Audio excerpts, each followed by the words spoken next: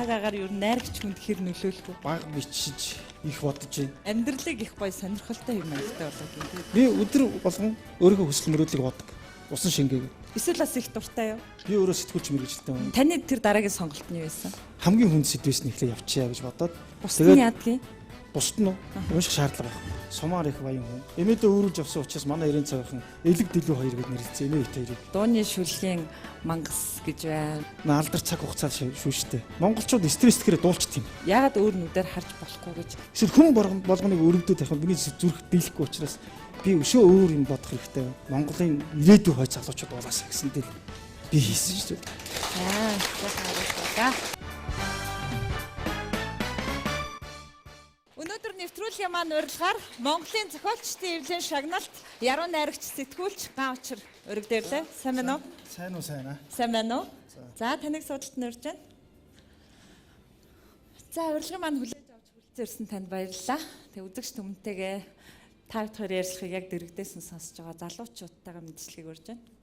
За тэгэхээр энэ сайхан хүндэт хоймортон урьсан та бүхэндээ их баярлалаа.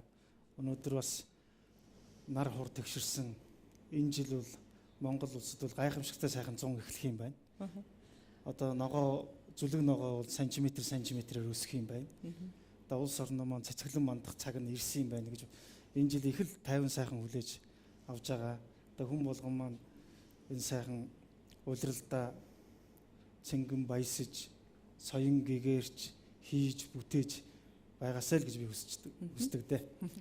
Монголчууд чи ер нь нэг жилийн дөрөв улиралд уулзаж мэдлэхээр нэг цаг агарын онцлогтой тийм мэдчилгээнүүд өгдөг шүү дээ. Тэр жишг бол сая бол анзаарэгдэж байна л да. Нүүдэлчдийн уламжлал шүү дээ. Тэгээд ер нь баг өнөөдрийнх шиг ийм цаг агарыг Монголоос өөр газар ер нь харахгүй байх шүү. Би ингэж боддгийн. Монгол улсад төрсөндөө баярлдаг. Яагаад гэхээр жилийн дөрвөн улирлын хамгийн дээд өнгө арын шин бол манай Монгол улсад байдаг. Энэ Төв Азийн өндөрлөг дээр сэрүүний бүсд байж байгаа Монгол улс бол бүх улирлаараа байж байгаа. Зөвхөн ганцхан улирлаар амьдарч байгаа улс орн хичнээн мянга байгаа байлаа. Тэгэхээр би бол их азтай, хямартай, их мундаг л гэж боддог шүү дээ өөрийгөө.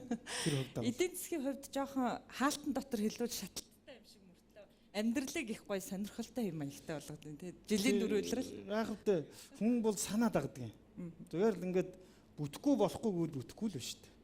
Болон бүтэн гэвэл болдог. Тэгээ ер нь монголчууд маань амны хэлгээр явдаг ард түмэн. Тийм учраас нөгөө сэтгэл нэг сайхан дороос сэргдэг. Тийм утгаараа л би тэгж бодож өөрийгөө мөрөөдөлтэй амьдрдаг учраас их дайхан байдаг л байна л та гэж. За тэгвэл цастай, хурдтай, нартай ийм сайхан өдөр их найрагчтай уулзж байгаа да миний хувьд баяртай байна. Тэгээд ийм цаг агаар ер нь найрагч хүнд хэр нөлөөлөх вэ? Нөлөөлнө. Тэг яагаад тэгэхээр бид нар бол өөрсдөө байгалийн амтан. Тэгээ яруу найраг уран бүтээл хийж байгаа хүмүүс бол ялангуяа байгальтайгаа их ойртох, байгалийн хэлийг сонсох, энэнгээр дамжуулаад ямар мэдрэмж авч болох вэ? Энэ дэлхийн ертөнцийн оршин байгаа байгаль маань биднэрт ямар дохио илгээж юм? Энийг би яруу найрагчийн хувьд бол ямар үг үсэг орж ирж байна? Хөгжмөр бол ямар нот орж ирж байна? Уран зургаар бол ямар өнгө таталбар байх ёстой гэдэг юм уу? Энэ бүх юмараа байгальтайгаа нэгдэж хүн одоо хүнлэг гэдэг юм амьдчилж үзэх энэ үзлээрээ байх юм бол бид нэр улам их байгальтайгаа ойрхон их гэгээлэг амьдрах болов уу гэж би бодож тойрож явдаг. Ток шоуныхаа урилгыг танд утсаар би хүргэсэн.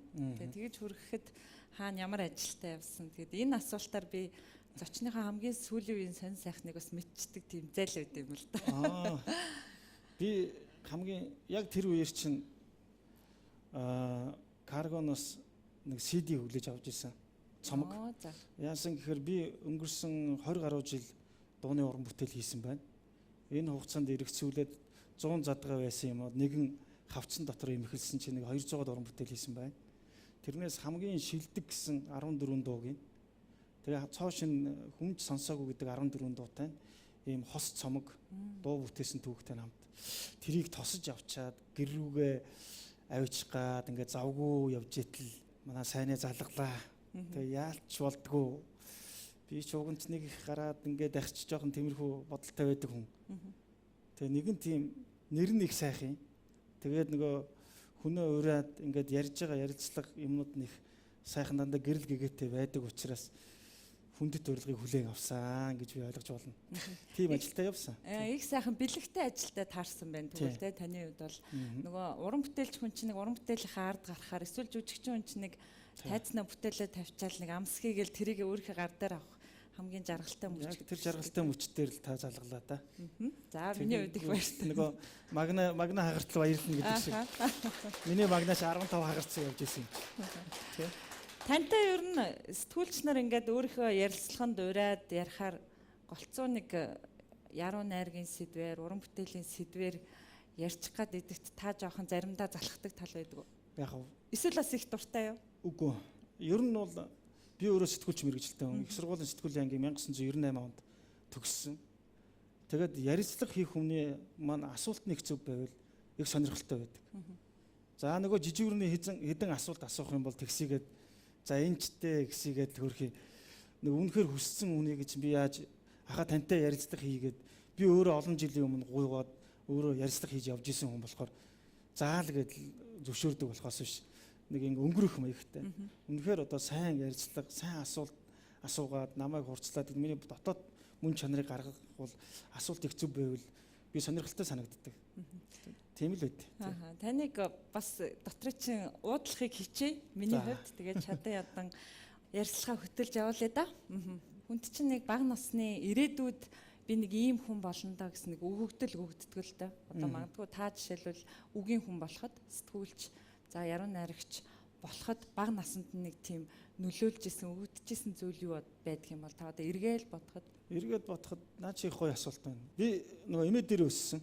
Манай эмээ чинь одоо намайг өсгсөн нөгөө залуу ээж аав нар чинь ингээд сургууль соёлдгээд орхио явчихдаг штеп. Завгүй. Тэгэл нөгөө хоньны сүүл хөхөөд л эрийн цавын байшингийн сүүдэрт ингээд тэрэг дээр тавьчихна. Манай эмээ цонхоор хараад миний хажуугаар тэрэгэн дээр энэ төр болжмор энэ төр суугаад байж идэг байсан гэсэн.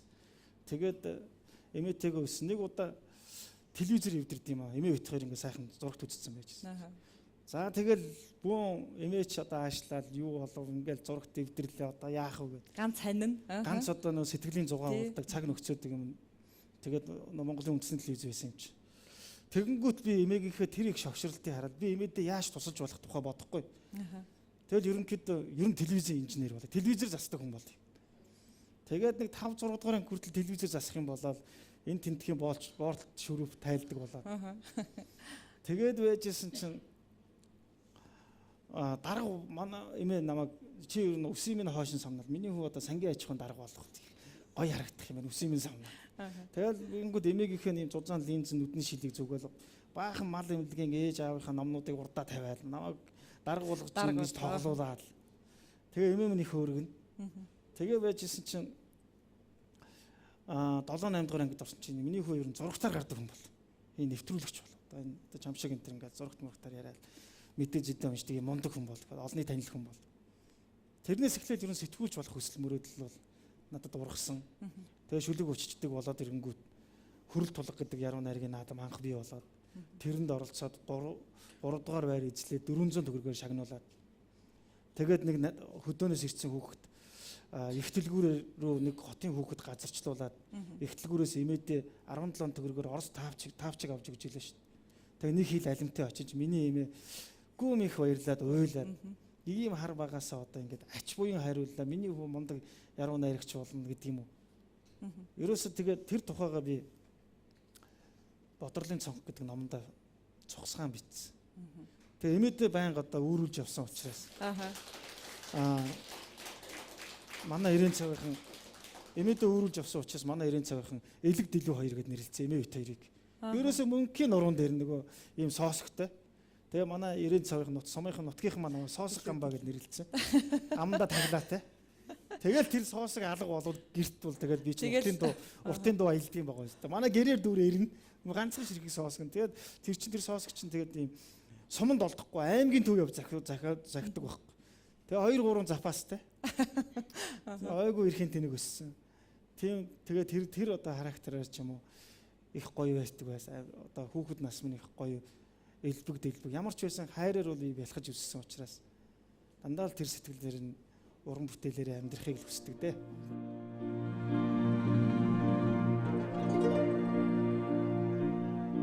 хагцанд тасгалаа хайр тэмээн. Хайлж байна он цаг. Зүүдэн дэргэлээ. Эмээмэн инээж байна. Би сайн яваа юм.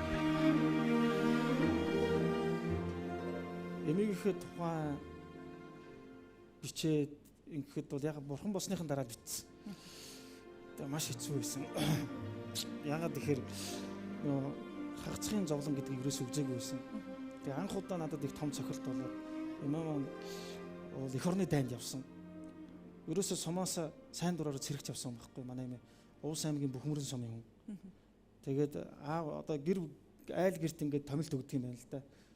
За чи ингээд танаа гэрээс нэг хүн цэрэг татна гэхэд нь манай эмээ аавынхаа өмнөөс цэрэгт явсан гэдэг юм лээ. Түүхэн.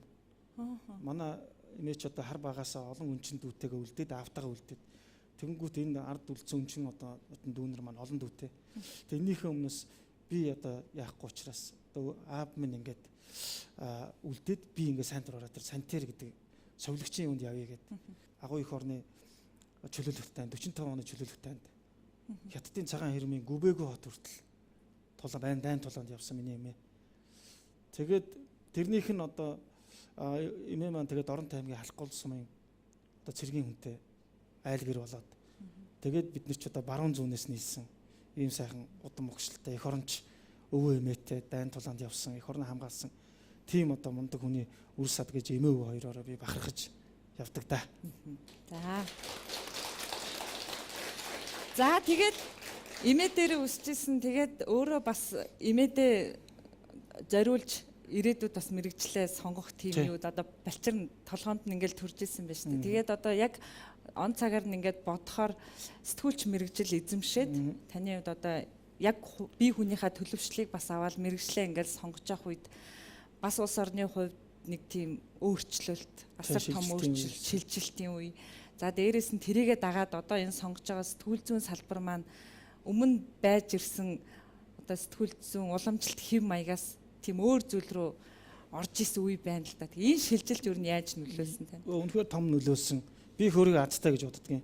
Яг энэ шилжилтийн үеэр сэтгүүлчийн ангийн мэрэгжлийг сонгож аваад миний одоо сэтгүүл зүйн багш гэвэл ил дашним гэж мундаг Дорн таймгийн ардын эрх сонины сурвалжлагч байсан. Тэр хүний одоо ивэлэр одоо бичих арга барилыг заалгаж исэн. Дараад нь одоо жигжид сүрэнгийн нэргүү гэж миний багш байна. Орчуулах сэтгүүлч Дорн таймгийн дүл сонин гэж би бас бичиж байлаа. Улаанбаатар хотод одоо дөнгөж одоо хөл тавиад ил товчоо сонин дадлага хийж байлаа. Тэрэн дээр чи одоо агуу их одоо Готвын Аким гэдэг хүн ерөнхий эрхлэгч нь гүрэн юмд ор жигжид сүрэнгийн нэргүй. За ингээд энэ лувсан цэрэнгийн инх хамгаалан гэдэг дусыг хурлан гишүүн болсон. Ийм одоо мундаг хүний редакцид орж тэр л их том сэтгүүл зүйн галзууханд анх одоо хөл тавьсандаа хамгийн том золтой гэж боддог. Энэний хүчинд би бас тодорхой хэмжээгээр соён гэгээр их өөрийгөө би хаана байгаагаа мэдэрч эхэлсэн л гэж боддог. Тийм л гоё байдаг.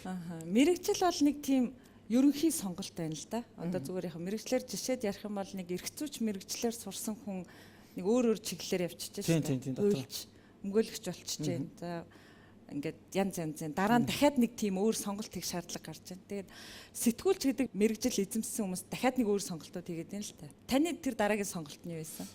Надад бол дараагийн сонголт гэж байгаагүй. Ямар яагаад гэхээр манай ангид бол их сургуулийн сэтгүүлийн ангид бол тогтмол хэвлэл, радио, телевиз, хууль, реклам сурчлага гэсэн ангиуд байсан. Надад бол телевизийн ангид орооч гэсэн олон санал ирж ирсэн.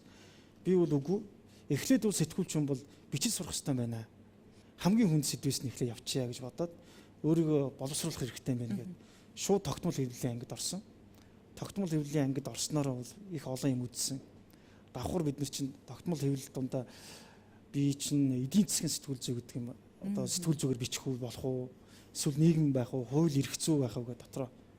Тэгээ тогтмол хэвлэлийн сонингийн анги гэдэг юм маань бол надад их илүү шууд чадахгүй ч гэсэн багасаа одоо сонин дээр Дорн таймгийн Чав улсын хотын 1-р 10 жилийн 8Г ангийн сурагч Дэгаан учир гэдэг мэдээг унших хамгийн гоё байсан байхгүй. Тэр сонины булангаас өөрийнхөө нэрийг хардаг бол хамгийн гоё байдаг. Тогтмол хэвлэл нь илүү хүн оюун санаа задрах, өөрийгөө хянд сурах. Тэгээд нэг бичиг найруулгын хувьд бол маш их өгөөжтэй гэдээ би дандаа тэр явсан учраас надад одоо бас том одоо сургууль болсон гэж би боддог. Хүн бол би бол насан туршдаа тэр тогтмол хэвлэлээрээ сурж байгаа гэж бодож байгаа. Одоо тэгвэл сэтгүүл зүйн ямар чиглэлийн бүтээлүүд өөрөө зүгээр уншиж чинь одоо мэдээлэл олж авч байгаа зүйл тогтмол хэвлэлээс би бол ерөнхийдөө нэг утга зохиол урлаг сонингоо авчна. Хүүхд толб сонин, дал гэдэг энэ гурван сонинг л авт. Дал бол нэг төдүүгэн гаргадаг мундаг сонин бий. Тэгээд яг утга зохиолын чуулган гэдэг манай зохиолчдын хэвлэлийн хорооноос сар тутам нэг сэтгүүл гаргаж байгаа. Бусдын бол уншдаг. Яг л өөрөө хэрэгтэйгээ уншина. Бусд нь яадгийг? Бусд нь унших шаардлага байхгүй. Миний тархины багт хамжинд бол тэр бол байх шаардлага. Тэгээ миний оюун санааны төвшөнд бол хүрэх нийцдэг учраас би бол тэр гурвын сонголт хийдэг.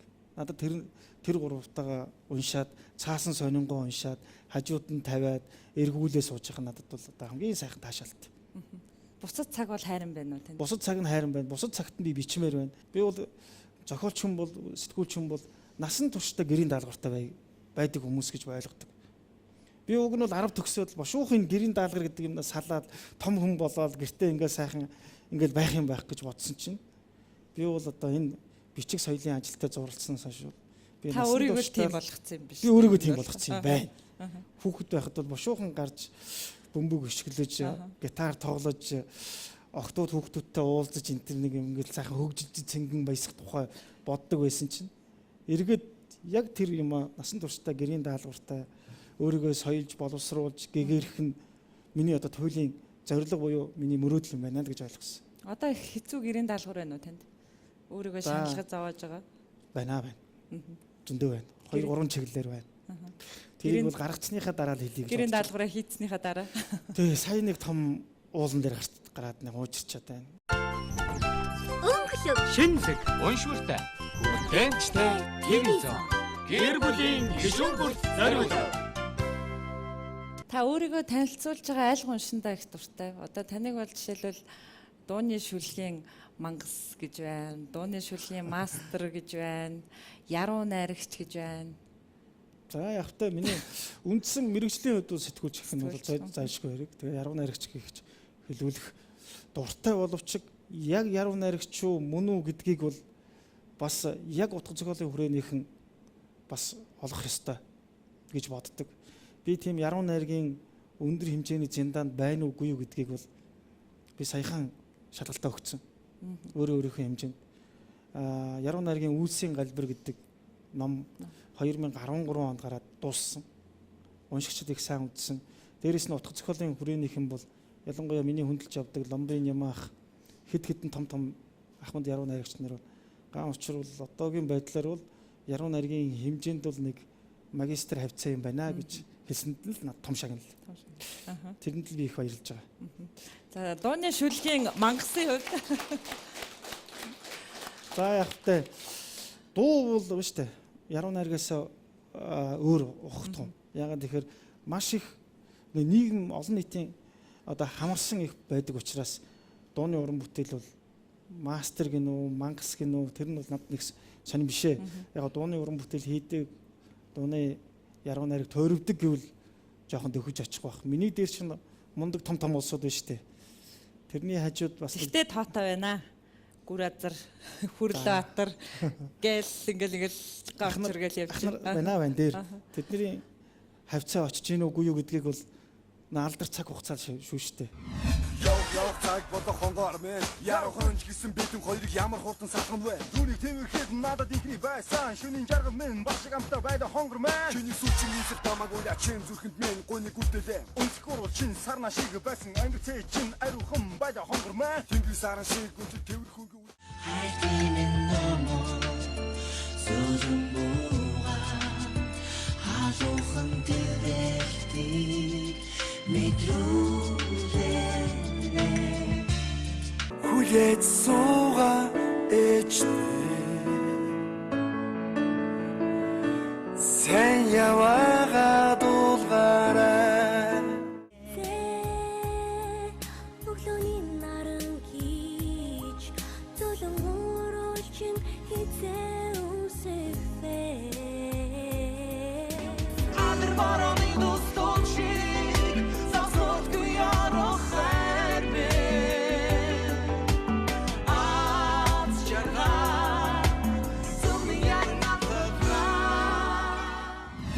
хөгжмийн бүхэл жанраар уран бүтээл хийдэг хөгжмийн зохиолчд бол дууг бол нэг өдрийн тэмдэглэл гэж ярьж байханд би сонсч ирсэн. За. Тэгэхээр таны хувьд дууны шүлэг, дууны яруу найргийн нэг теорем гэж хэлвэл юу гэж хэлэх вэ?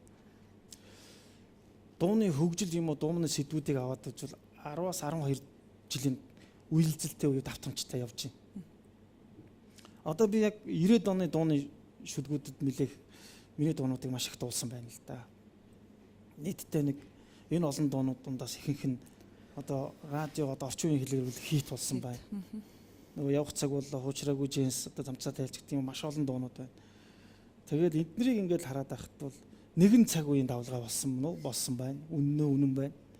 Энэ дунд нийгэм маань, цаг үе маань, залуучууд маань, хайр сэтгэл маань, түүх маань, сэтгэлгээ маань яг тэр дуун дотор хадгалагдаад үлддэг юм байна. Тийм учраас дуу бол цаг хугацааны дунд явдаг галт хэрэг юм байна гэж би ойлгосон. Би нэг гоё жишээ ярил л да.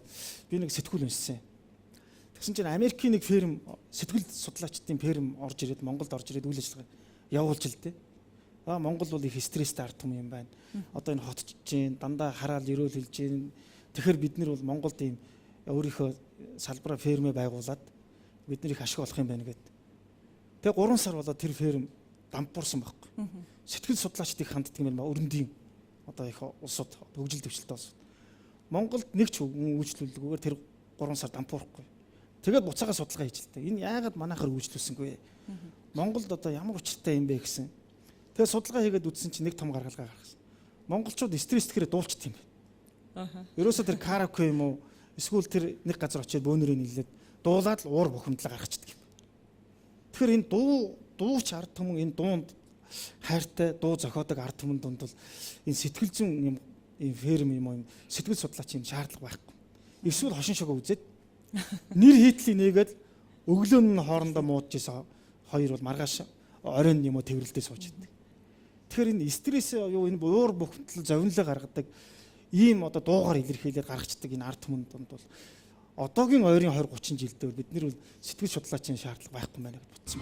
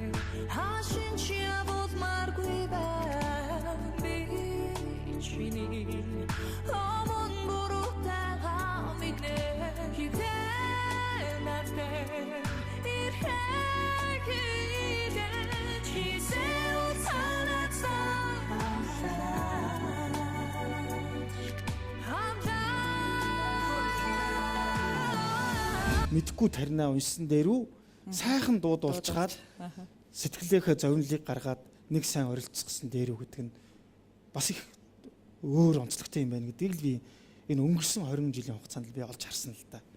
Тийм учраас тулгын дууны уран бүтээлээ чинь тулгын 3 чулуунаас хамгийн их гар нэлдэг хөгжмийн зохиолч.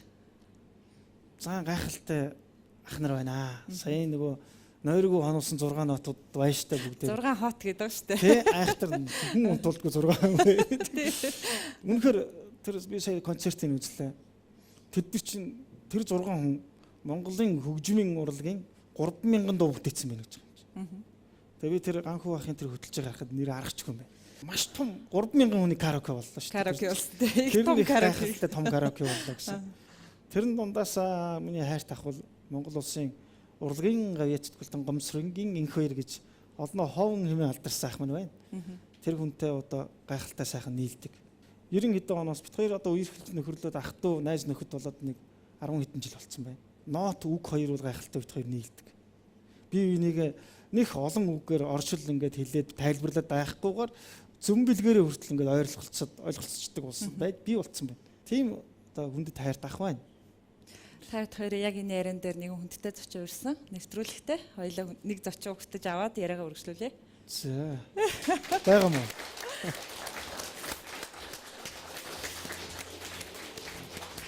За нэвтрүүлгийн маань урилгаар Монгол Улсын урлагийн гавьяа цэцгэлтэн Хөлийн цэргийн дуу хөгжмийн чуулгын зөвлөх хөгжмийн зохиолч их баяр. Сайн байна уу? Урлагийн маань хүлээж авч хүрэлцсэн баярлалаа.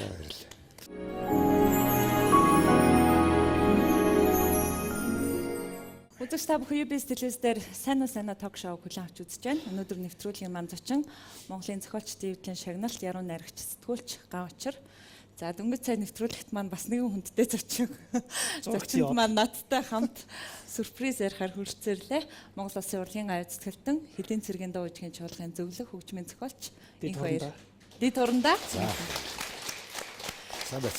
За тэгээ танд зориулж өрсөн зочин одоо яа харахгүй л яриа ингээд би бол нэг талаар бас заримдаа зочиндоо ингээд зориулж өрсөн зочин руугаа нөгөө яриагаа чиглүүлж аваачих гэж жоохон байр залтах ч юм уу тийм зүйл байдгийн. Тэгээ таны хувьд бол зүгээр шууд л ингээд очлоо. Нэмэлт асуулт шаардлагагүйгээр тэгээ танд зориулж энэ уран бүтээлчийг урьлаа.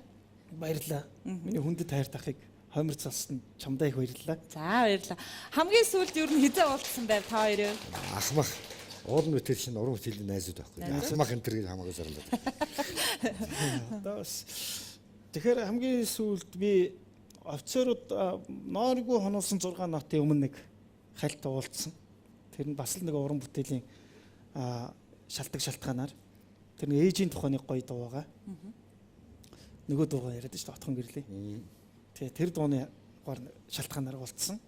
Ерөнхийдөө манай одоо сая баахан магтчихсан байгаа шүү дээ. Гэтэ яг нөгөө уран бүтээл ярихаас гэж бодохгүйгээр магтах бас сайхан байлаа. Тэгээ бит хоёр дахь хэнийг магтсан, чамайг магтсан. Таныг магтсан байхгүй юу? Тий таныг тэнд авахад. Би бол мэдээлсэн тэр шатаар явж байгаа. Өргөдсөн юм. Баруун чих гэдэг шиг. Тэгэхээр хав анхтай бит хоёр нэг 3 жилийн өмнө нэг их сайхан хийсэн. Ээждээ би хайртай гэдэг.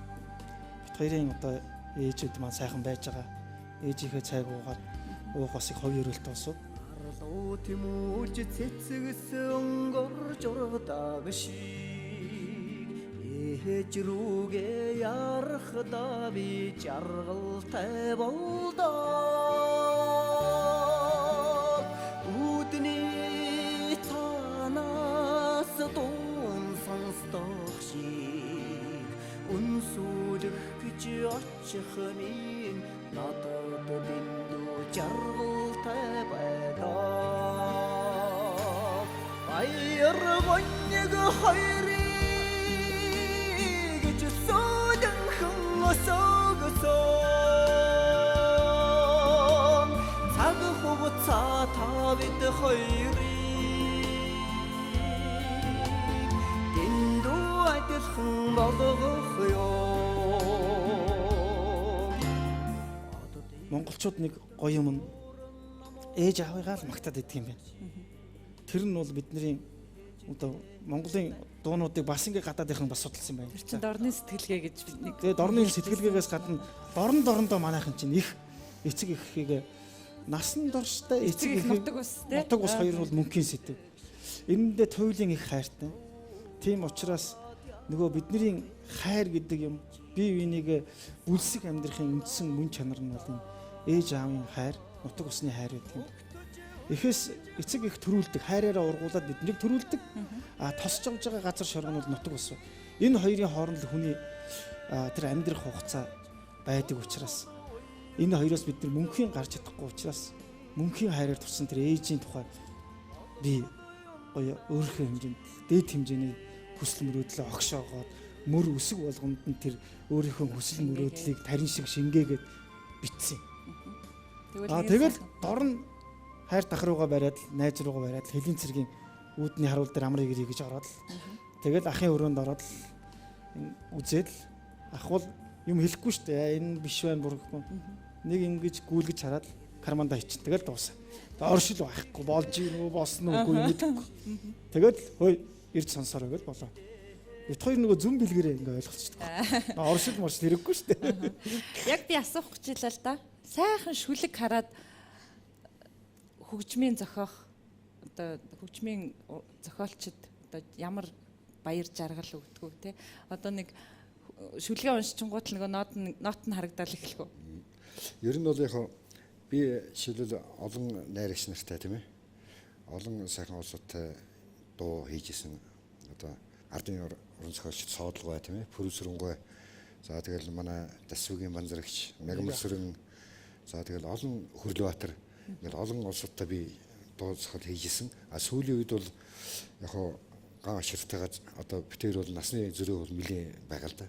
Тэгтээ бол ган аширтайгаа бол битээр бол маш сүүлийн үед бол их эрчимтэй их олон уран бүтээл дээр хамтран ажилласан. Ган аширыгаа одоо жишээлбэл хажуудан суужгаад одоо магтаад ахын шаашаа. Нүүр бол аж. Тэгтээ бол яг магтахаас өөр аргагүй л дээ. Үннийг хэлэхээс одоо. Тэгээд үннээ л хэлчихлээ. Яг битээрийн яг сая өөрөө хэллээ шүү дээ. Нэг зүм бэлгэрээ шигдэг юм уу тийм ээ. Одоо савингороо шигдэг юм уу. Одоо мань хүний одоо битсэн одоо тэр нэг дөрөв мөртөө тийм ээ. Одоо нэг дууны одоо шүлгүүд тийм ээ.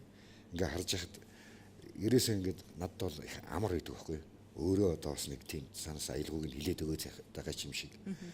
Жишээлбэл одоо энэ одоо ээжийн тухай дуу байна. Энэ одоо эх орны тухай, энэ одоо энэ хайрын тухай дуу байна.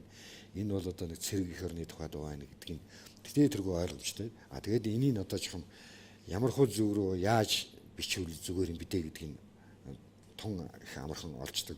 Битэрийн одоо бичсэн юмнууд бол ягаад ч юм одоо их гой амилдаг. Тэгээд одоо та хүн мэдэх байх жишээлбэл одоо битэрийн одоо уран бүтээлийн нэлээд ориглон гэх юм бол одоо манай ах トゥ уурын дуусан нус тавчаа дуу байна тий.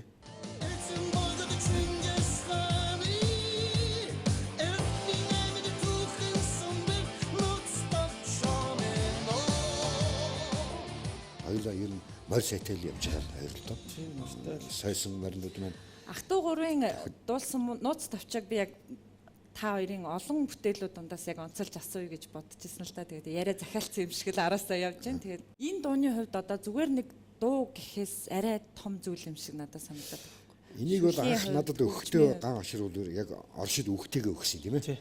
За ах минь би энийг өстө тийм 2-3 жил бодож ийж тийм ээ. Цүнхэндээ хадгалж ингэж явж ийж би танд өглөө шүү. Та энийг одоо өстө юм болгоно.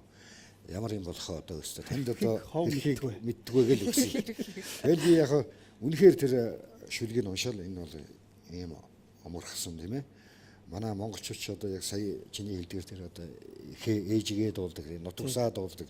Заавал ингэж ийм байлаа шигсэн бас түүхээ тийм ээ. Өөрсдийнхөө энэ сайхан юмыг бас ингэж дуулна гэдэг бол энийг бол бас зүгээргүй юм хийх ёстой гэж би бас өөртөө бас одоо бодож ирсэн.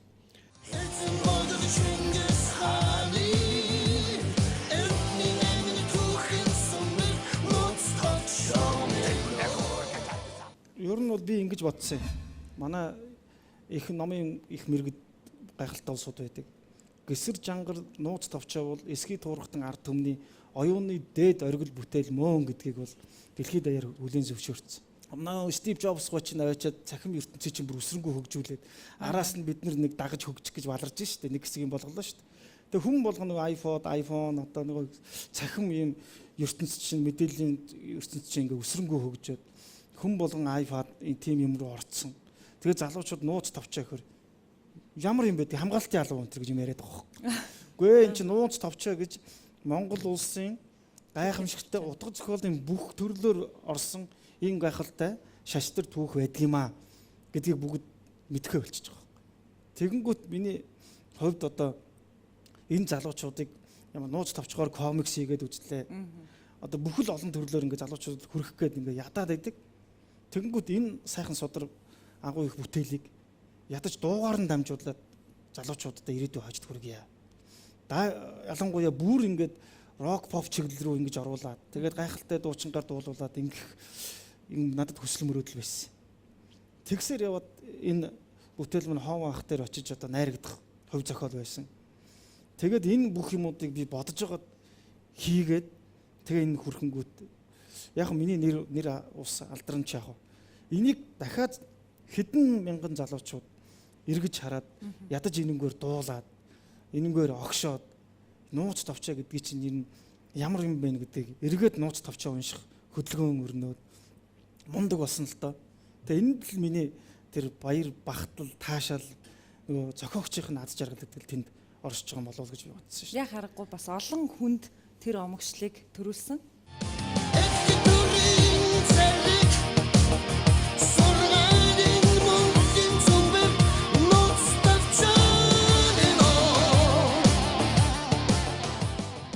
Хөгжмийн зохиолч хөгөлдөг, шүлэг тойрогддог учраас энэ сайхан бүтээлүүд төрж байгаа. Тэгээ өнөөдөр амралтын өдөр гурлаа айл бүрийн хойморт одоо урилгаггүй зочилсан байна. Тэгээ үзэгч түмэндээ бас их гоё хөгжмөлөг бай гэж бодлоо. Тэгээ та нэг гоё төгөлдөр хураар хамт тоглолт хийсэн уран бүтээлээсээ гоё тоглож өгөөч үзэгчд маань.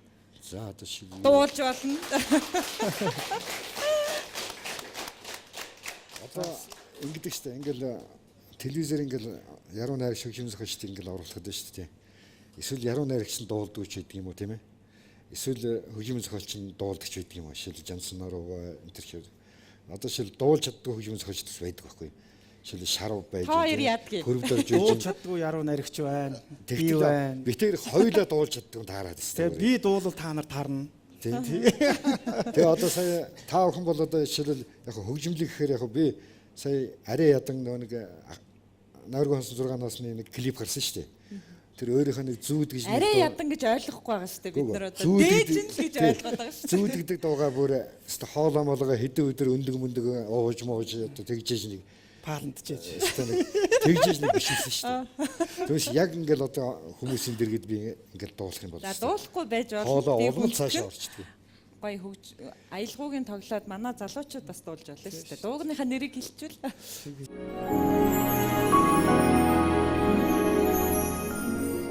За ямар дуу шийдэл.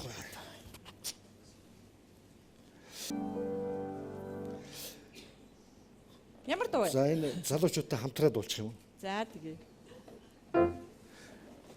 За бүгдээрээ цэцэрлэг насаа бол мэдж байгаа үст тийм ээ. Тий, алдартай гоё дуу шүү дээ тэр дууч.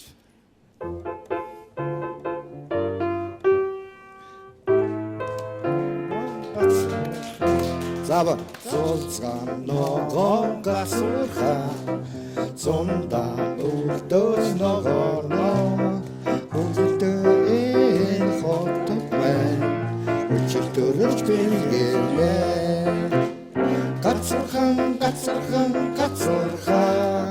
ганган ногоон гацурхан ганган ногоон за миний нэг ойролцоогоор дөхүүлдэг дуу нь энэ л байгаа. Тэгээс босод дуугаа бол одоо жишээл нуус тавьчааш гэдэг юм уу эсвэл юу гэдэг ээждээ би хайртай энэ төр би бол арай хоолоо хөрөхгүй дээ. Цуурхан дууны шүлгийг бол Чимдийн гомб гэж одоо эзэнгүй айл анхны алхам гээд мундаг олон кино зохиолыг бичсэн тий. Гомбогоо одоо зол жаргал ахын аав нь. Тий. Бид хоёр нэг сум юм. Тэгээд би бүр сайн мэдээд байгаа. Одоо яг энэ танаа энэ Улаанбаатар телевизийн байр биш үү? Тэл кино үлдэр гэж энд байсан шүү дээ. Энд одоо Мөрөнгөтэй найруулагчтайгаа эндээс танаа энэ байшингаас төрсэн дуу шүү дээ. Цуурхан гэж 1987 онд байна уу? Төрсэн дуу. Нэгэн тийм гоё дуугаар нэг тийм гоё дурсамж зэрэгснэх нэг асуулт бас санаанд ороод ирлээ. Одоо ер нь хүүхдүүд маань юу үзэж байна? Гэдгийг би уран бүтээлч хоёр хүнд тавихтаа нэг зорилго байна л да. Одоо мэдээж аав тий өвөө тэгээд нөгөө өөрсдөө уран бүтээлч хүмүүс учраас хүүхдүүдийнхэн сонгож үзэж байгаа зүйл одоо манай охин жишээлбэл Маша Баава гэж үзэж байна. Тэгсэн чинь Маша Баавга ч одоо асар их хүчирхийллийг сурталчилсан л тийм кино болж Нуух гэдэг шүү. Цаана өгөгдлөн. Тэгэхээр нөгөө хүүхдүүдтэй яаж зөв өгөгдөлтөй зүйлийг өгөх ёстой гэдгийг уран бүтээлч хүмүүс л бодож явах хэрэгтэй. Наадхнаас ч бол баг бүчнөө юм ярих байх. Гэхдээ би нэг юм хэлмээр санагддаг юм аа. Манай Монголын үндэсний уран зохиол хүүхдийн тодорхой баатраг болцсон байна. Үсрээд л мөлхөө ангийн хүүхдүүдийн нөгөө цондоолоо цүндэлээ үлээ те. Гэтэл өнөөдөр нөгөө бүгжний эзэн Harry Potter шиг элэв шидийн армаанууд нь хаа байна. Нөгөө гайхалтай миний Монголын тэр олон 100 мянган үлгэрүүд хаа байна. Зүгээр нэг юм өнгөтэйгээр хавцтайгаар хийгээд ингээл нэг таксигээд болдгоо бор юм уу хөхөө намжил нисдэг бор мороор нэг хэдхэн юм юмд их ядуу болцсон байна. Тэгээ тэрийг сонгож уншихгүй байна л та. Тэрийг ерөөсөө тоохгүй. Яагаад тэгэхээр энэ нөгөө техникийн дэвшлүүд нь дийнх нь функцүүд нь буюу энэ өгөгдлүүд нь шууд орж ирэхтэй. Тэр манай одоо iPod юм iPhone энэ төр тэн дотор нь дандаа англи хэлээрээ. Тэгээ тэр дотор нь хадгалагдж байгаа юмнууд нь бүгд өрөндийн тэр одоо хүч төрөмгийлсэн их том айхтар бодлогууд нь ороод дотор нь шингэцсэн байдаг. Солонгос компьютер авахд дотор нь бүүн солонгос клипүүд л байх жишээтэй. Тэгэхээр энэний эсрэг юу байх ёстой вэ манайх гэхээр бол миний хувьд боддог юм аа. Бас л нэг мөрөөдөл амлалт авах гэдэг юм л да. Яаж юм гэхээр би нэг бүгжний эзэн Harry Potter-ыг зохиосон хоёр хүнд одоо ихээхэн атаархаж явж байгаа. Rowling нэгэнд Edward Tolkien хоёрт зохиолч мундаг зохиолч л та. Дэлхийн мундаг зохиолч. Эднэр шиг ягаад Монгол хүн 10 хуруутай толгой байна. Ягаад ийм мундаг зохиол бичиж болдгоо юм бэ? Тэгээд нэг юм эхлүүлээд би хайцсан байгаа. Тэгэхээр дуусгана ямар ч байсан. Хүүхдийн зохиол. Ягаад ийм бүгжний эзэн шиг, ягаад энэ Harry Potter шиг ийм илэв шидийн, ийм гайхалтай Монголын тийм одоо ховлгаан тийм гайхамшигтай хүүхэлдэйн кинонууд, тийм гоё баатрууд байхгүй гэж. Би Андерсоны үлгэрүүдийг уншдаг, Ахтуу Гримийн үлгэрүүдийг уншиж өссөн бас. Тэр үнэхээр гайхалтай л да. Тэгтэл манай Монголд одоо энэ хүүхдийн зохиол, энэнийг төрөөс бодлогоор дэмждэг. Тэгээд энэ нь ингээд нэг бүх нийтийн болдог ийм юм өрөөсө төсөлж байхгүй нэг жоохон уралдаан зарладаг юм шиг байгаа. Тэр нэг 3-4 хүн ороод ингээд ингэчдэг. Тэгээ энийг болохоор кампанчлах. Тэгээ би бол одоо Монгол бичиг үеийн энэ дүрс үсгэрнүүд хүртэл гоё хүүхэлтэй байж болно шүү дээ гэдэг ч юм уу. Олон юмар бодож байгаа. Тэгвэл би юмаа дуусгаж байгаад бас хэлмээр байна. Гадны нөгөө соёлын бодлого нь манай нийгэмд ингэж айхтар нөлөөлөд одоо яг нөгөө хэрэглэгч нь тийм болцсон байна л да сэтгэхүүн те. Тэнгүүд одоо уран бүтээлч жишээлбэл та бүхэн үгүй одоо тэгэл ашиггүй гэл төр зэсг нь ингээл харж үзэхгүй байгаа шүү. Бид нар ч одоо хөрөнгө мөнгөнд ягаал одоо хийж чадахгүй юм гэдэг. Тэгэхээр одоо энэний аль нь төрүүлж явах хэвээр. Одоо нийгэм нь өөрсдөө тэгж бэлдэж чадахгүй байж штэ. Тэгэхээр нөгөө уран бүтээлчд нийгмийнхаа өмнө алхахдаг гэдэг зарчим чи алдагдчихад байгаа юм шүү. Яг энэ соёл урлагаа ингэж хүчтэй бодлого болгож тавиад одоо жишээлбэл өвөр Монгол гэл ингэж юм тийм ээ. Одоо тэр Дундад улсынхаа нөлөөнд дор эдгээр чинь манай одоо хамаг сайхан юмнуудыг ингээл одоо морио хор хөөми одоо юу гэдэг тийм Монгол гэсэн нэрээр л хятадын болгоод байгаа шүү дээ. Одоо ингээл энэний төлөө манайх чинь тэмцэх чадвар чалга одоо мөнгө одоо тэнд чинь ЮНЕСКО-нд бүрдгүүлж яриад одоо наанцаа одоо дэлхийн их хүрэн гэдэг утгаараа тэр чинь бас нэлээд хэдэн зоос өгөөл бүрдгүүлж байгаа шүү дээ. Бодлогоор. Тэгтэл манайх нь тэрийгэ хөөсөлдөж чинь яаж нэг ингэж нэг цөөхөн хэдэн хүн баяжих уу гэдэг л асуудал тэр явагдаад байна. Би ерөөсөө яг тэгж л ойлгогдож байна. Одоо ерөөсөө энэ одоо ингэж ховоонх бит хоёрын нууц товчоо минь үгээр гарангууд яг адилхан дуу ингээд зохиоцсон байгаа байхгүй. Тэгэл өвөр Монголынхын телевизээр гараалах юм. Жавхлан нэг юм ташуу ингэртэй дээл өмсөнгүүд яг адилхан юм ингээл явах юм. Эсвэл манайхыг бол ерөөсөө шууд сорж байгаа байхгүй. Тэрийгээ тэгээд тэд нар айгүй дорн өөдөн татаад. Тэгээд бодлоо ингээл тэгэл ерөөсөө ерөнхийдөө их юм яриулах хүндрэх гэдэг зав юм. Манайд бол одоо ингээд хичнээн сайхан юм хийгээд урам алга. Манай Монгол хүний их дотоод ууж ухаан гэж байна. За болондоо. За яах вэ энэ нэг юм дараагийнх нь төрн гарах юм байна. За яах вэ? Яшгүй чи одоо очиж бас юугээ солиороо талбай дээр үгэлэх гээд байгаа. Алуу наашаа. Ингээд нэг тиймэрхүү нэг байдалтай. Тэгтээ энд ингээд ийм олон жил ингээд ужиграад ирэхээр ингээд бүх юм ингээд мохоод ирж байгаа л жоохон харамсалтай байна. Тэрнээс биш бид нар бол үнэхээр авьяас байна уу? Байна. Монголын утга зохиол яруу найраг бол дэлхийн түвшнийх. Үнэхээр монгол хэлний оройн дээд титм нь бол яруу найраг байдаг байхгүй. Монгол хүний аялгау гişгийн оройн дээд нь бол энэ хөгжмийн зохиолчт нь хөгжим аялгау үндэсний симфони байх хэрэгтэй. Гэтэл өнөөдөр бүх юм нь уруу харсан пирамид мөртлөө тэр улсууд бол үнэхээр зүрхээрээ сэтгэлдээ хайраараа л яваад байгаа. Нөгөө хайраараа амьдрна гэж яриад байдаг. Нөхөр ноён хоовн бол үнэхээр нөгөө нэг рок pop хөгжимтэй хайртай дулдаал нэг юм. Тэрнээс би ашиг компани захирал болно гэж чадандаа нөө. Одоо тэр болно гэдэг ийм орой гаруулсан шүү дээ. Би яг 24 жил амьдарч байгаа байхгүй. Сайн нэвтрүүлэг маань бас би бас харж исэн. Ийм сайхан нэвтрүүлэг өөрөө донд нь ороод бас сэдв мэдвийг өөрчлөөд бас жоохон тал руу оруулсан. Нарийн ширээдүүл яриад. Тэгээд тэрийг бас жоохон уучлаа. Тэгээд танаа телевизийн уран бүтээлчдэд тэгээд яагаад гэвэл танаа телевизийн захирал болохаа бид нар бол одоо яг нэгэн үеийн сайхан уран бүтээлчд нэг үеийн одоо рок попын одоо төлөөллүүд гэх юм да. Тийм учраас одоо танаа телевизийн одоо ажил өс улам өөдрөг тийм ээ. Ингэж явахыг хүсээрээ. Сайнадаа бас. Нэвтрүүлгийнхаа гол хүнийг ерөөсөө мартчих гэдэг юм болж. Зүгээр. Тий. Та ярьж байгаа талаа. Би ярьж хамаагүй шүү дээ. Гаан аширтай бол уран бүтээлийн үзэг нь улам хорц байж тийм ээ. Одоо цааш битэрийн ер нь уран бүтээлийн эхлэл бол дандаа энэ хүнээс эхэлдэг байхгүй юу? Одоо шүлэг бэлэн болж иж дараа нь бэлэн болно шүү дээ. Тэгээд уран бүтээл нь толгой нь үг хэллэг нь улам хорц байж одоо тийм ээ. Үзэг нь хорц байж гэдэг үйлсэн тийм. Би хараа энэ гаан аширын тишиг нөгөө сэтгүүлч одоо яруу найрагч усууч шал өөр шүү дээ. Нөгөө үгнүүд нь цаанаас урсч яадаг. Би болохоор нэлээд бодож бурууг нь хэлээд байна шүү дээ. Бурууг. Тийм. Тэгээ амжилт хүсье гаан аширтай үү. Баярлалаа. За баярлалаа. Өнгөлөг. Шинэлэг, уншуултай, хүртээнчтэй, телевизэн. Гэр бүлийн гишүүн бүрт зориулав. Зориулж өрсөн зочин гинтэн бэлэг болж чадав уу? Чи яста бодоогүй. За би чамайг яг хоон ах руу ингээл хөтлөөд ороод ирэнгүүтэл за энэ ороод ирэх юм биш байгаа гэсэн чи ороод ирдэг. Бодсон уу те тэгээд би ч өөрөө нөгөө сэтгүүлч мэрэгжилтэй юм болохоор бас нэг юм гадарлаад байгаа маа. зүн бэлгийн мэдрэмжээр ингээд миний нүд мүднээс уншсан юм шиг байна. байна. Ерөнхийдөө нэг тиймэрхүү маягтай. Тэгвэл бол яг зүн мэдрэмж зүн бэлэг гэснээс би зэн буддизм уншиж байгаа. Зэнгийн онол буюу одоо Японоор бол зэн, даяан, монголоор бол даяан гэдэг юм уу те. Ер нь бол ахуй амьдралын тайвширхан ухаан. Бясалгал. Мухардлаас яаж гарах вэ? Ерөнхийдөө өөрийнхөө олон асуултанд зэн хариулж чадчихна.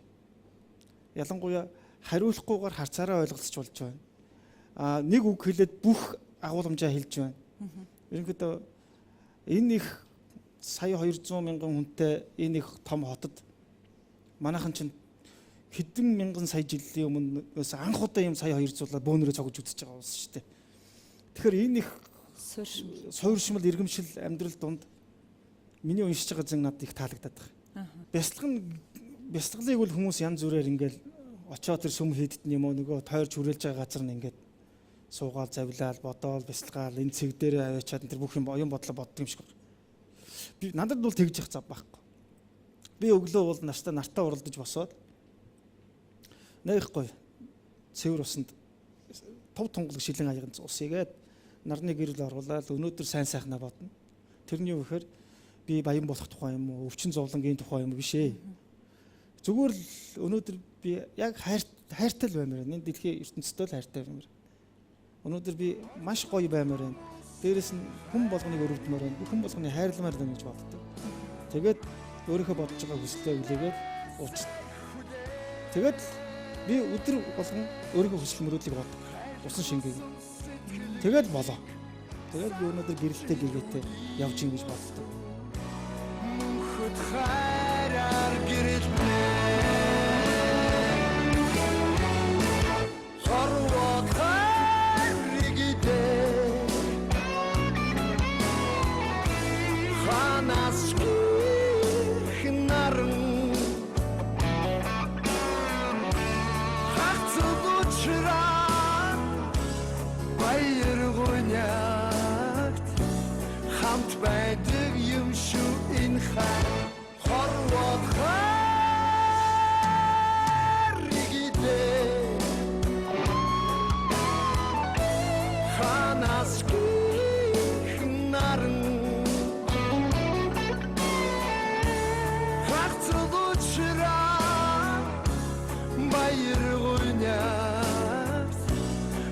байдаг юм шүү энэ хай. Мөнх юм шүү энэ хай.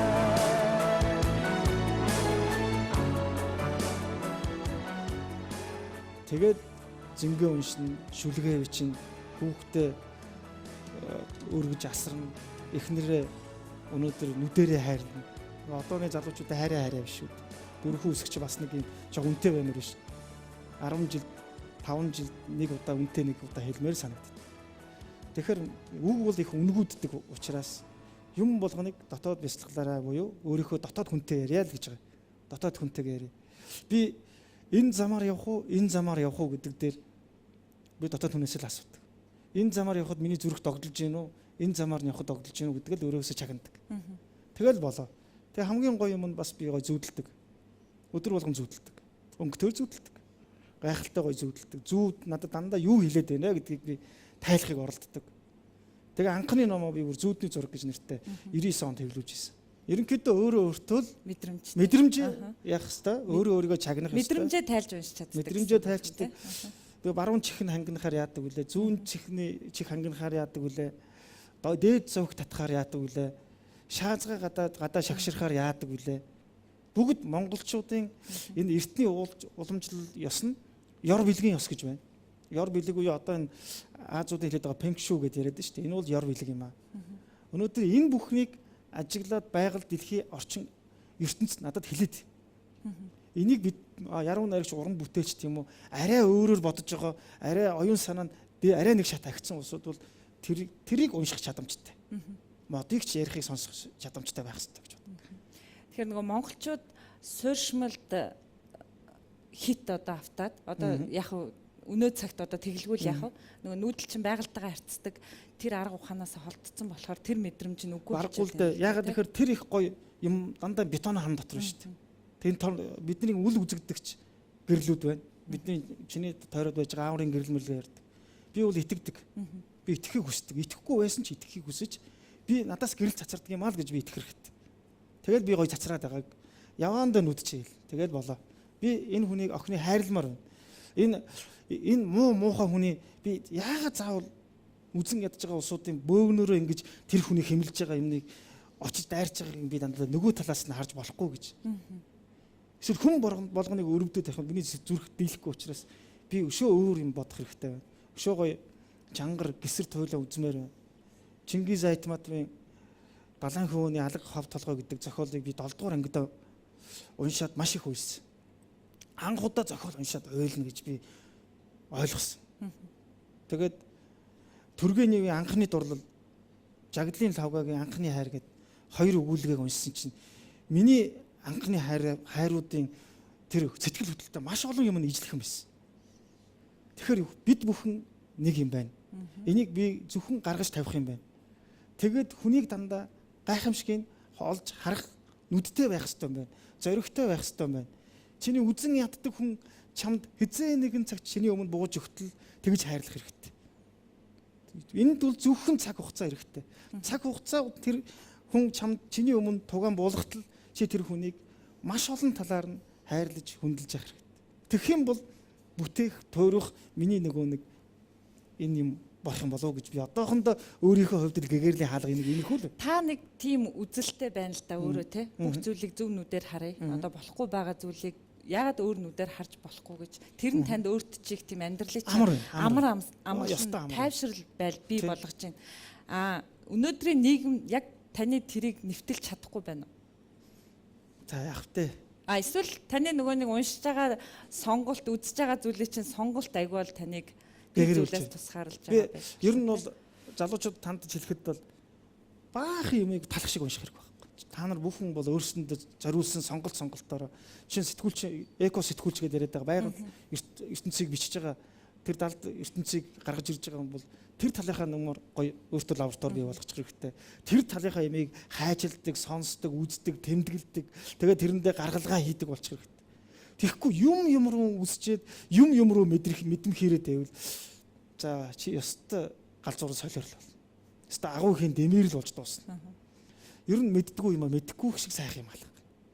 Мэддэг юм дотор 50% тухтайхан сууж ном унших сайхан юм байна. Тэгээд ер нь бид нэг л юм ойлгодог. Чиний ээж аав төрүүлээд чамайг багт нь ямар хэрхлүүлсэн. Тэрэн шиг насан өндөр болтны эсэхийг эрхлүүлэх хэрэгтэй. Тийм учраас би тэр ээж миний хоёр эрдэнэ гэдэг дууг ээж аавдаа зориулсан. Миний ээж аав хоёр одоо сайхан амьд сэрүү надад харагдаад байж байна. Ээждээ ядаж ийм бакетлсэн сүү биш төмөр замаас нэг оригинал буюу нэг үндсэн сүүгээ барьж очихыг хүсдэг. Тийм л байх хэрэгтэй. Ядаж ээжтэйгээ нэг орой нэг аавтайгаа нэг уцаар ярьчихвал нэг уулцсан юм шиг болчихж байгаа жишээ. Ер нь бол эцэг их бол та нарыг төрүүлсэн учраас тэр чиний буруу болохгүй юм болгон чи хэлээд байх. Би өөр хүн, би эргчлээд хүн, танай нийгэм юу юм гэж ярих бол биш үү? Тийм учраас ахмадын сургаалалт гэдэг үгийг бол би гайхалтай мөрдөж явдаг. Тэгээд эмээн минь намайг их хаттай болгосон. Үг даасрахсан. Миний эмээ бол шууд голоор нь хэлдэг, болохгүйг шууд хэлдэг. Тэгээд байхгүй болтол өстэй хэлнэ. Би тэрэнд мэдээ надад гүрээсээр байгаа сүлдээ дасаад эмээгийнхээ тэр загинсан үгнүүдийг өрөөл гэж орчуулдаг болчих юм сүлдээ. Тэгээд болоо. Хүм муугаар хэлж ин надад санаа зовоол хэлсэн дээ л гэдээ ойлгочих. Чамайг үзэн ядаад юм. Чамайг хар гинүү, шар гинүү, улаан гинүү. Хөөхөн миний арьсны ихэхэн санаа зовж илээ гэж ойлгочих.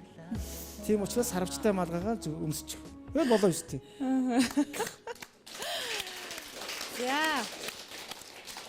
Та хоёрын ярилцлагыг дэрэгдээс маань одоо залуучуудын маань төлөөлөл болсон. Залуучууд үзэж байна. Монгол Улсын үндэсний их сургуулийн оюутан залуучууд. Тэгээ залуучуудыгаа ярилцлагандаа урьж байна. Зочинтой маань ярилцаарай. Юу та төөхөн 13 дугаар зууны үед байсан бол яг ямар хүн байх гэсэн бэ? Яг юм зохиолч хүн байсан уу эсвэл нэг дайн талаанд явдаг хүн байсан бол яг юу гэж байна? За байж бодъё гэж байгаа шүү дээ. Тэгвэл бол за нөгөө 10-ын дарга 100-ын дарга нөгөө Монгол нөгөө баатруудын системээр одоо тэгээд манай ураг отгийн омгийн ахлагч юу гэж томилно. Ер нь тэрнгээр нь явах байх. Зүгээр миний бодлоор бол би хэрвээ 13 дугаар 100-д байгаад тэгээд тэр гайхалтай хувь тохиол олдох юм бол би нууц тавчааг бичих нарийн бичиг байхыг л мөрөөднө. Монголын нууц тавчааны ядаж нэг гол нөгөө шихийн утгач юм уу нөгөө зохиогч нь аль үнийг барлаараа хуулаараа бичнэ. Ядаж нэг тал бичээ чинь байхыг л мөрөөдөж байна. Ямар гоё хариулт тийм л гоё байж мөрөөдөл миний мөрөөдөл бол тэр ирсэн. За тэгээд та юу н өөрийнхөө дуунуудыг хэрэг сонсдог уу? Сонсноо. Байлбал. За бүгдийг сонсно. Гэхдээ ялгахгүй тухайн ингээл зохиогоод олон нийтэд хүрээд ирэхээр л шууд хит болол явна. Нөгөө FM радио, телевиз дээр мундаг болно. Тэгэхээр хүмүүс алийг их сонсдгийг ч гэдэг юм уу. Тэр дотроо нэг амны ч юм уу яг өөрийнхөө амьдралаа сэтүүлсэн гэвэл тэр камертоны санахын жаргал гэж нэг гоё дуу юм. Ягаад гэхээр их нэртэй зориулсан. За анх одоо хайртай дуртай болоод тэмдэглэлийн дэвтэр дээрээ бичээд би чинь оюутан болоод манай эхнэр үлдээд бид хоёр чинь нэг 30 машины твшин дээр би нэг чамдаантай хувцас аваад оюутан болж яваад эхнэр ингэж нэг ийм болсон. Кино шиг юм боллоо шүү дээ. Сайхан дурсамж аа. Яг тэрнийхээ бүх юмнуудыг бодож агаад тэгээд тэмдэглэлийн дэвтэр дээрээ буулгасан. Тэгээд энэ дуу энэ шүлгэндээ дэндүү хайртай. Би хамгийн сүүлд дашуулуур ахын тэр Эндрагийн нөхс надад амьдаан бие биенээ хайрлагдав тэр CD-г байнга сонсож байгаа. Тэрэн дотор мөн чанар буй аваас тэр нь хүн чанар мөн гэдэг тэр шүлэг бол би бол дандаа ажил руугаа явахдаа машины бөглөрөл том тэр шүлгийг сонсоод мөр болгоныг нь бясалгаад мөн чанар нь хүн чанар гэж яаж хэлвэ? Иннээс өөрөөр би илүү мундагаар яаж хэлж чадах вэ гэдэг хаалгыг л хайж. Монголчууд Монгол энэ гайхалтай өгөн дотор байж идэг тэр далд утга, тэр далд бэлэгдэл зүүн ерөөл нь хаана байдгийг болоо гэдгийг дандаа ингээд задлаад бодож явж байна. Шүлдэн дуунуудынхаа хувьд бол сонсно. Тэгээд байж. Яг одоо нэг дуу сонсъё хамтдаа. За.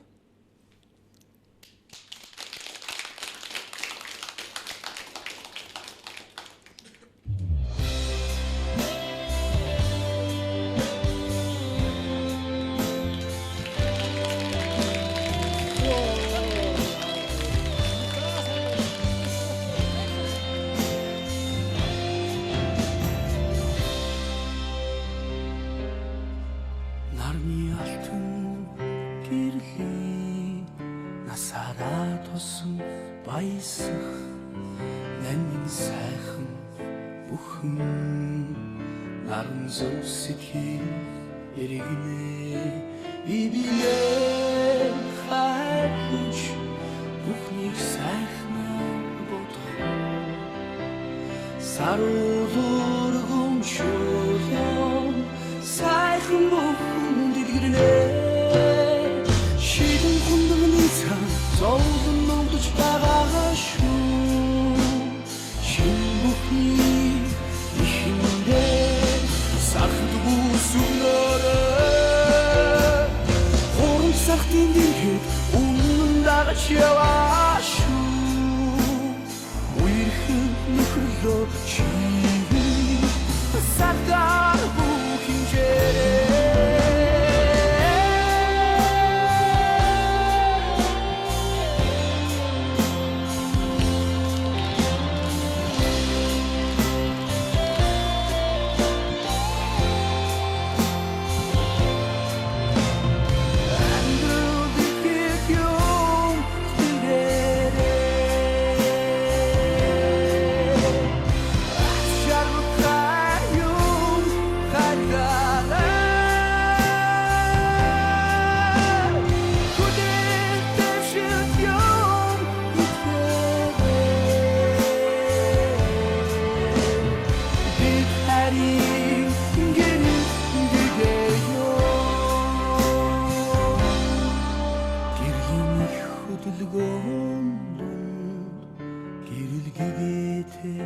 амьдэрч ярах хүслээ төвчин ямх төвсдийг хүндлээрээ урсах мөрөн шиг хотын уулзах хэрэлтэй болсон санаж хүлэх баяртай ийм хагслыг хүсээгүй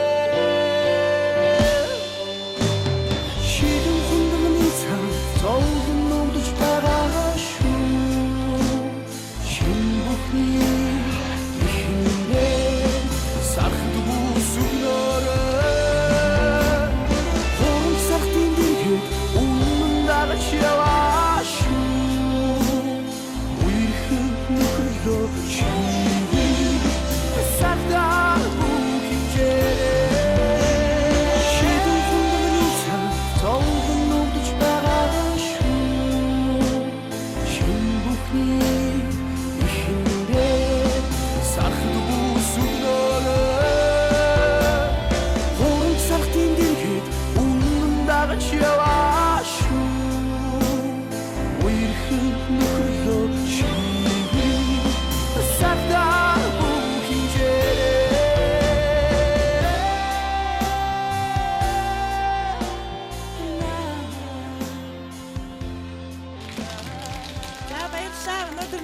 маань урилгаар дуучин Эйкул. За. Таны хамгийн сүүлийн уран бүтээлийг би одоо яг амьдаар энийг одоо анх удаа сонсож байна.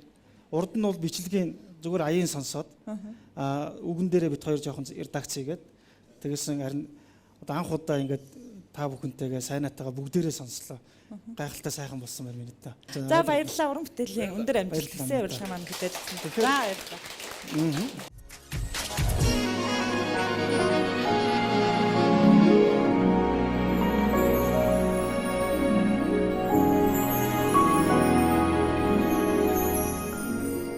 Тэгэхээр энэ дуу хамгийн сүүлд миний зохиосон дуу. Энэ дуу Эйкултэй хийсэн. Энэ дууны ерөөсө мөн чанар нь бол би түрүүнд мөн хэлсэн монголчууд анх удаа энэ 200 аваллаа. Дандаа энэ төмөр хүлгэн дээр бүгдээрээ жолоо тавьж яг амьдрал өөдөө дэвшиж байна.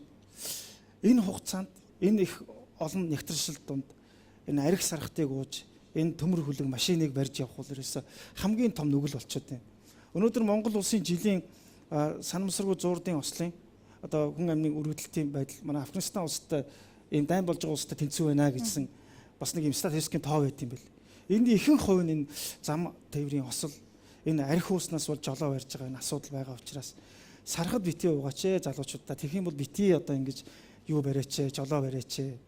Ер нь бол энэ шилэн хундганы цаана их муухай юмнууд бий. Анхаар зогс хүүхэд энэ гэсэн ийм реклам байсан дээрөө энийг мөн бас дуугаар нь илэрхийлээд хүмүүсийг одоо ингэж болохгүй гэдгийг нь ухааруулсан дээрүү гэдгийг л энэ дээр манай Экул бас маш энэ саналыг сайхан хүлээж аваад тэр нэг төөгөө би Экул хөгжмийн зохиолч саяхан хоонгой чинь хийсэн шүү энэ дээ. дог сонгосон байна. Тэгээд бид дөрөв чинь ингэж сууж агаад бодож агаад их өндөр ач холбогдолтойгоор хийсэн юм шүү. Тийм ч учраас би энэ бүтээлийг сонгож таны олон одоогийн хэлээр бол айхтар сюрприз байлаа. олон сайхан уран бүтээл дундаас энэ дог сонгож өнөөдөр залуучуудтайгаа хамтдаа сонслоо. Тэгээ нэвтрүүлгийн маань зорилго ч гэсэн тэр нэвтрүүлгийн маань үзэгч хэн бүхэн бас нэг зүйлийг бодоод үлдээсэ гэдэгт миний бас энэ ярилцлагын маань зорилгоор шигдэг юм аа. Тэгэлгүй яах вэ? Таныг бас асар их цаг завгүй байх үедээ бидэнд зориулж үзэгчтэй хүндэтгэн цаг гаргасанд баярлалаа. Баярлалаа. Тэгээ миний бэлэг сэтгүүлчийн хуваар хамгийн үнцэнтэй бэлэг сэтгүүлч хүнд бас бэлгэлж байна. Үзэг сайнаа гэд нэвтрүүлгийн маань нэртэй тэмдэглэлийн дэвтэр. Таны хувьд үнцэнтэй байх бүх зүйл энэ дээр энэ үзгээр маань бичигдэх юм бол бэлэгний маань үнцэн оршин танд уран бүтээлийн амжилт хүсье, эрүүл энхийг хүсье. За тэгээ нэвтрүүлгийнхаа жаргах үгийг танд нээлттэй үлдээж байна. За тэгэхээр сууж байгаа хэлчих болно те.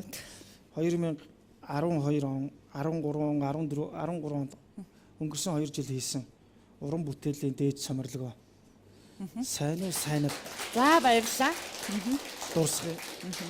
Миний хувьд бол ичнээ танил бүтээлүүд. Баярлалаа. Тэгээд уран бүтээлч хүнээс оюуных нь бүтээлийг бэлгэн давна гэдэг бол их үнцэнтэй байдаг.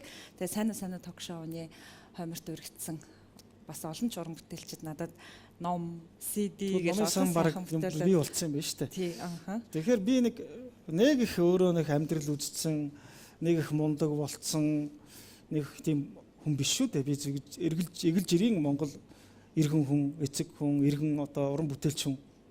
Гэхдээ би өөрийнхөө бүхэл бодож байгаа хүсэл мөрөөдлөөрөө нийгэмд болоод ядаж эцэг эхийг миний хүү болж ин да гэж хэлтэл амьдрах юмсан л гэж боддог. Тэрнээс биш манай ээж хоёр чинь миний хөө өстө сайн байна энэ гэж хэлэхгүй. Үнэхээр их дугай улсууд. Би ааваасаа ээжээсээ за миний хөө одоо болж ин да гэдэг үгийг одоо болтол сонсоог байгаа. Тэгэхээр би эцэг эхийнхээ хүсэл мөрөөдөл юм уу хэмжээнд очиагүй байна л гэсэн үг. Тийм учраас эцэг эхтэй ядаж ихний ээлжинд миний хүү зөв хүн болж ин да гэж хэлтэл нь зөв явахмсан гэж нэгдүгürt боддог. Хоёрдугаарт миний бүтээж байгаа тойрвж байгаа юм болгон Монгол ирээдүй хойч хүн болгонд хайр болж очиосоо гэж хоёрдугаар залбирдаг. Гуравдугаарт хийж бүтээх гэж байгаа юмдаа тууштай үнэнч байгаад одоо энэ орчин үеийн залуучуудын хэллээр бол нэр хүндийн баталгаа болтлоо өөрийгөө брэнд болтлоо эзэмссэн мэрэгжлээрээ сайхан Монголоо өөрийнхөө хүсэл мөрөөдлөөр гой хөгжүүлэхийн төлөө яваасай л гэж би боддог. Тийм залуучууд олон болоосаа. Тэрнээс биш өөрийнхөө зургийг Facebook дээр тавиад эсвэл өөрөө тэр цахим ертөнцид мундаг байх харагдах гад юм уу? Ямар ч дуугүй дуучин хамтлаг зөндөө тэгсэн мөртлөө гараад идэг. Энэ биш юм аа.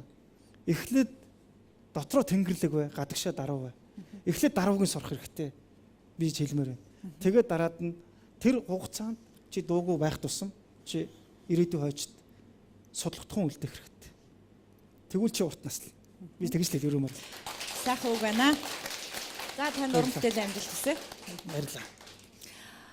Санаа ток шоуны удаагийн зочин Монголын зохиолчдын хэвлэлээр шагналж яруу найрагч сэтгүүлч ган очролаа. Тэгээ бидний ярилцлагаас үзэгч та бүхэн нэг зүйлийг тунгаан үлдсэн бол энэ бас сэтгүүлчийн мэрэгчлэр ажиллаж байгаа миний ажлын маань үнцэн оршин үзэгч та бүхэн гэр бүлийнхээ алуун дулаавар амьсгалд амралтын өдрүүд ая тухтай сайхан өнгөрүүлээрэ. Баяртай үзэгчтэй.